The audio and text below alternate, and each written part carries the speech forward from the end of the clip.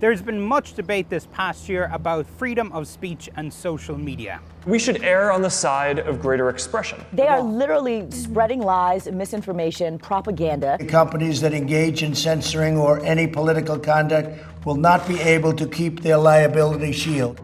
The dilemma: should social media companies censor speech that they deem to be hateful or violent or false? Or should they keep it up in the spirit of freedom of speech? And what happens when the speaker is an elected official? I believe that we have two responsibilities: to remove content when it can cause real danger as effectively as we can, and to fight to uphold as wide of a definition of freedom of expression as possible. Of course, the First Amendment doesn't legally apply to Facebook or to Twitter or to Instagram or YouTube. It was written solely to stop the government, not private companies, from censoring speech. The debate has intensified due to one particular post from President Donald Trump: "When the looting starts, the shooting starts." Twitter placed a warning label on the tweet saying it glorified violence. Facebook did nothing. You could say that you're all for free speech, but you also need to protect society, especially when you're in the position Facebook is in. Mark Zuckerberg would say that he is standing for a democratic principle, which is freedom of expression.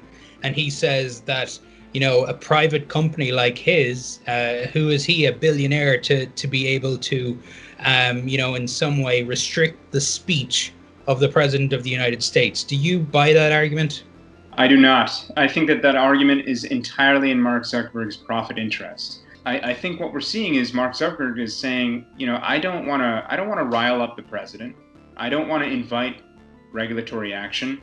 I don't want to tick off the president's following, which also uses Facebook, and I don't want to alienate them from my own platform because that will detract from my own revenue and engagement on my own platform. But those who argue Facebook should operate in the spirit of free speech say it's a slippery slope to remove or even to fact-check political speech. Where would you draw a line if you were Facebook when it comes to a Trump post?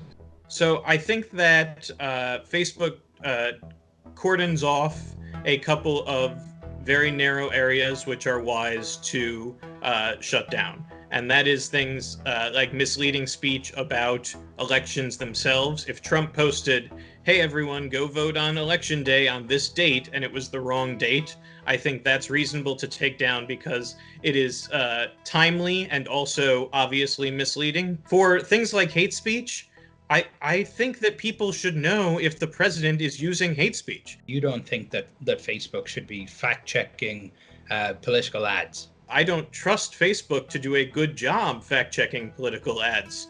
A lot of political claims are tricky, are difficult to fact-check. A lot of them are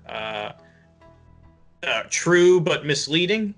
These are the kind of categories that the American people needs to hear a full debate about, not Mark Zuckerberg's idea of what the debate should be about. But in fact, much of the philosophical debate about freedom of speech and social media has been just that, philosophical.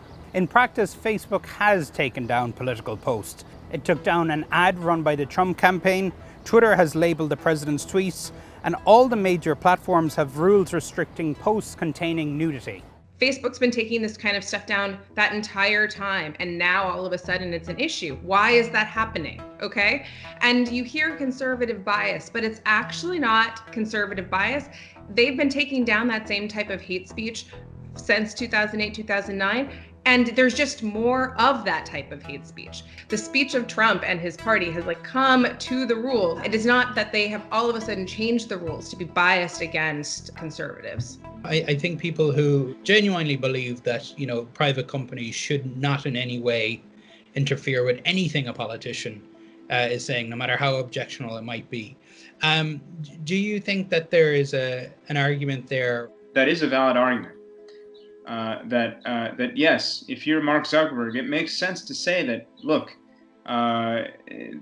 if I start moderating content, I'm going to invite a discussion over the regulatory terms that be over my company, over content moderation.